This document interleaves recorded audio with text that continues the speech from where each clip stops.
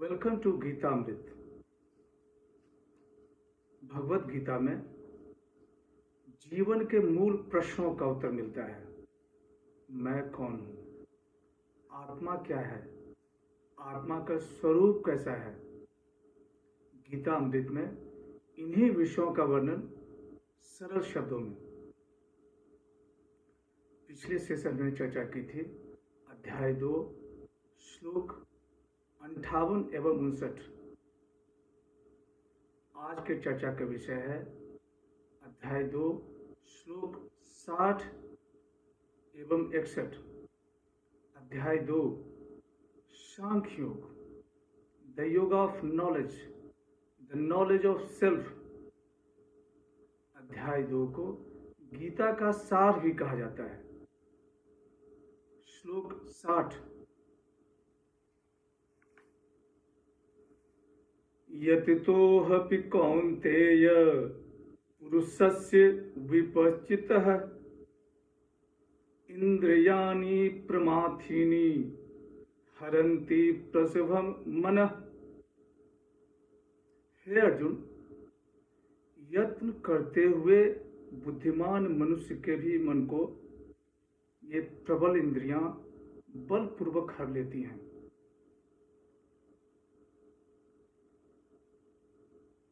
Even though a wise man may be striving, turbulent senses do carry away the mind.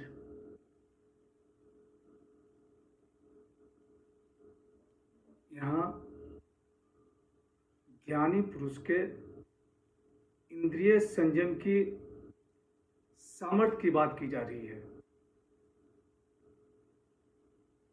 यदि इंद्रियों पर पूर्ण वश न हो तो ये मन को इंद्रिय विषयों की ओर बलपूर्वक खींच लेते हैं। यत्न करते हुए बुद्धिमान मनुष्य के भी मन को ये इंद्रियां बलपूर्वक हर लेती हैं। यहाँ भगवान श्री कृष्ण अर्जुन को सावधान कर रहे हैं कि अपने इंद्रियों को मन के ऊपर कभी भी आधिपत्य स्थापित करने मत दो। जिसकी इंद्रियां वश में है उसका मन स्थिर है।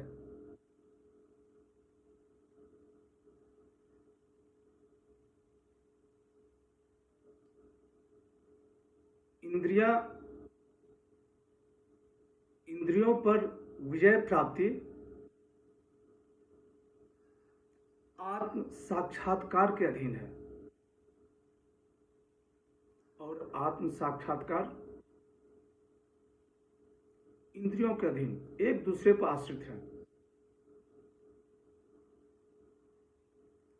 ज्ञान निष्ठा की प्राप्ति बहुत ही कठिन है, लेकिन जो मनुष्य इस ओर अपना कदम बढ़ाता है,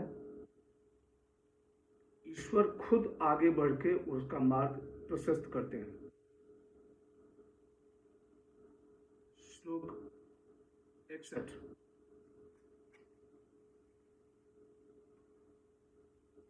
तानि सर्वाणि संयम्य युक्त आसीत मत्परः वशे हि यस्य इंद्रियाणि तस्य प्रज्ञा प्रतिष्ठिता। साधक को चाहिए कि इंद्रियों को वश में करके मुझ में मन लगाकर बैठे। जिसकी इंद्रियां वश में है उसका मन स्थिर है। Having brought all senses under control, the yogi should concentrate in me.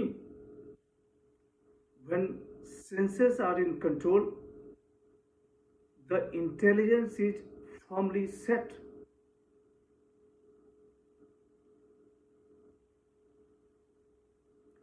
योग सिद्धि की चरम अनुभूति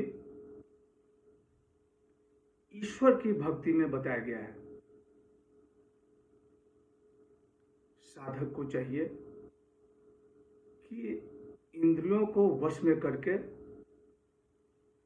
ईश्वर में मन लगाकर बैठे। ईश्वर सभी पापों को भस्म कर देते हैं। तो निर्मल मन इंद्रियों को वश में कर लेता है। इंद्रियों को वश में करने वाला निर्मल मन आत्म साक्षात्कार में समर्थ हो जाता है। जिसकी इंद्रियां वश में है उसका मन स्थिर है। युक्त आसीत मत्पर,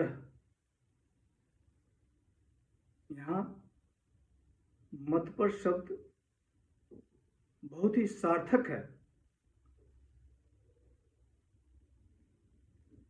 इंद्रियों को वश में केवल ईश्वर की भक्ति ही से की जा सकती है। ईश्वर की भक्ति से इंद्रियां स्वतः वश में हो जाती है। आज की चर्चा यहीं समाप्त करते हैं।